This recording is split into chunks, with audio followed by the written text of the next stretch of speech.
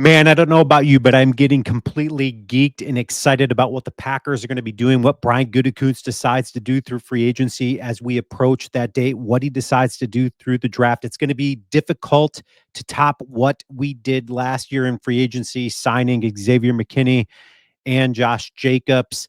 Again, very difficult to top that. Okay, so the Packers, we all know there's a lot of rumors out there. Are they going to be adding a number one wide receiver to Matt LaFleur's arsenal and Jordan Love?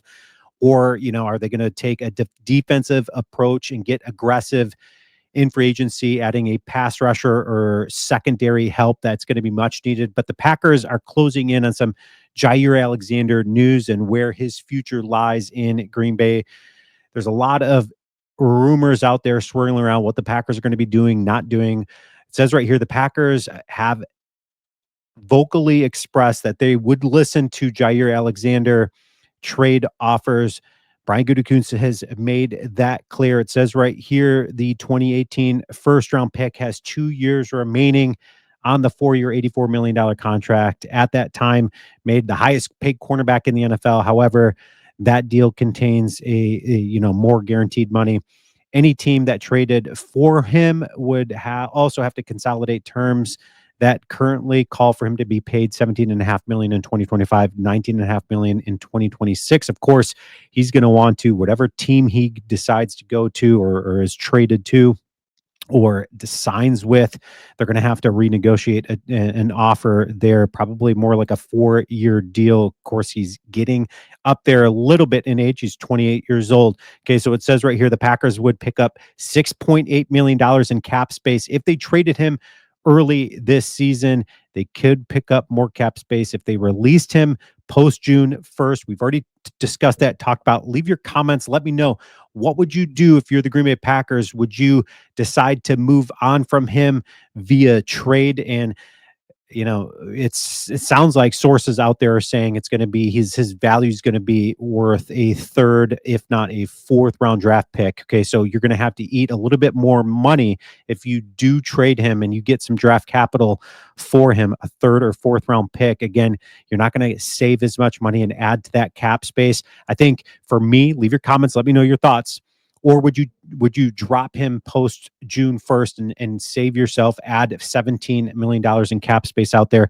If it's me, that's probably the route I'm going, because it's going to give us additional capital to go out and sign a big name to replace Jaire, because Jaire's shoes are incredibly huge to be filled. However, when you take into account the injury and his injury status over the last 4 years, and when you look at the division and his lack of playing against Detroit. He hasn't played against Detroit since 2022. I think it was Minnesota. He hasn't played since 2023 or something like that.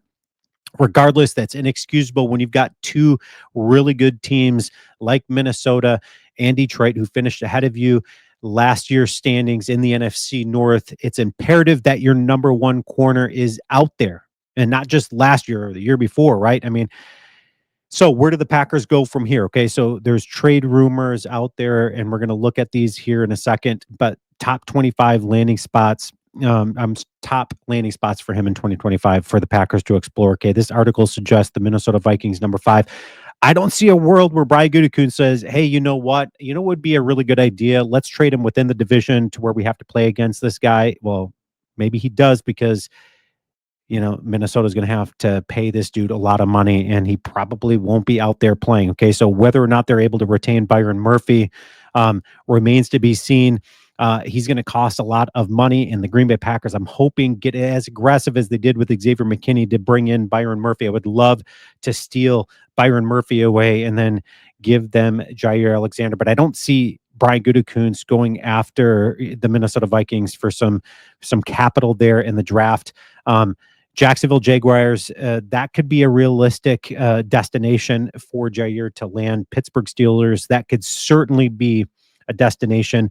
They, of course, traded with us for Preston Smith. We inherited a 7th-round draft pick in exchange for Preston Smith, and then, they drop him already this season. So that was a great move for the Packers. Brian Gutekunst dealing with the Steelers. The Raiders, it's the Raiders. They who knows what they're capable of anything there. So I can totally see a world where we move him to the Raiders. Atlanta Falcons. This makes absolutely no sense. This is the number one team destination for them to go. They're broke. They're broke as a joke. I don't see anything happening like that. In fact, let's take a look. The New England Patriots, and we're going to look at something. To me, the New England Patriots make the absolute most sense out there, okay? Because they're going to be probably adding another $7 million to that 119. So they're going to be roughly around 127 million in cap space.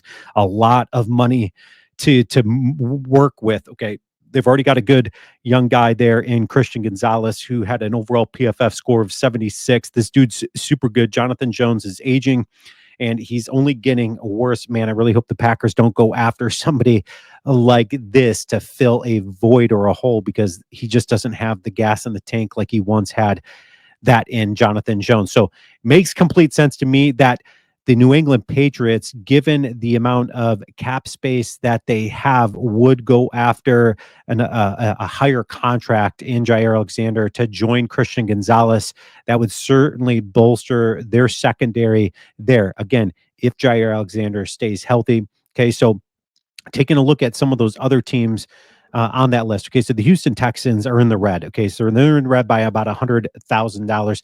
Kansas City Chiefs, we're going to take a look at that here in a second. But Kansas City is another one of those trade destinations that is that people are saying that's the most certain place for him to go would be Kansas City. Another one is the Atlanta Falcons, who are about negative 12 million in the hole. I don't see that happening. I don't see a world where that happens.